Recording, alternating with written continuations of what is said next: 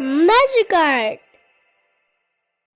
Hello little artist, can you draw this beautiful Independence Day picture in just few minutes? Let's try. Today we are making a super easy 15 August Independence Day drawing. First, let's draw a beautiful Indian flag waving proudly. Now add the Ashoka Chakra in the center and color it blue.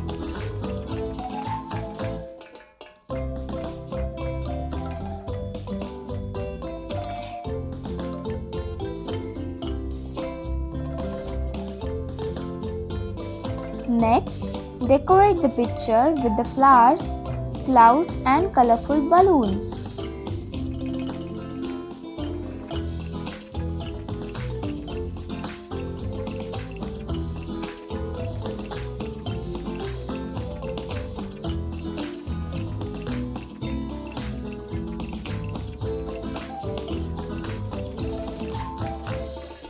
Finally, write Happy Independence Day and add the three beautiful colors of our flag: saffron, white and green.